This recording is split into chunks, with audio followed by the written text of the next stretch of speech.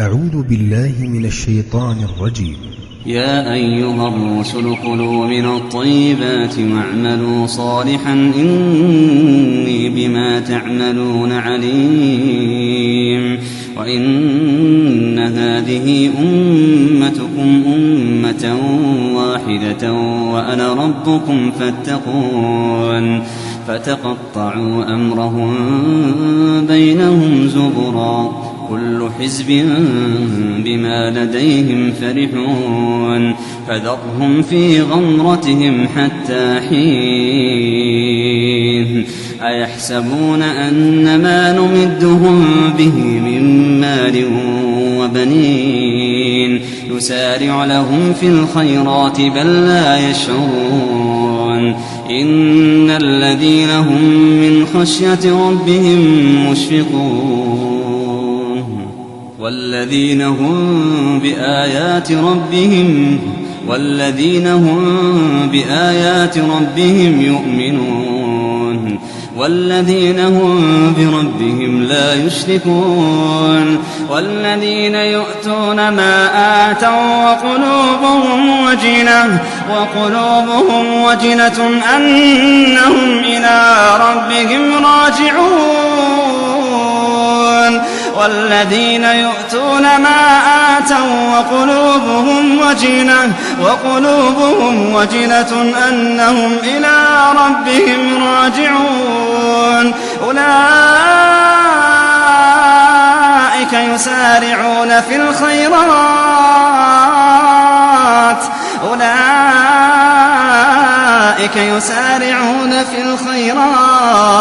وهم لها سابقون. ولا نكلف نفسا إلا وسعها ولدينا كتاب ينطق بالحق وهم لا يظلمون. بل قلوبهم في غمرة من هذا ولهم أعمال من دون ذلك هم لها عاملون. حتى إذا أخذنا مترفيهم بالعذاب إذا هم يجأرون. لا تجأروا اليوم إنكم منا لا تنصرون.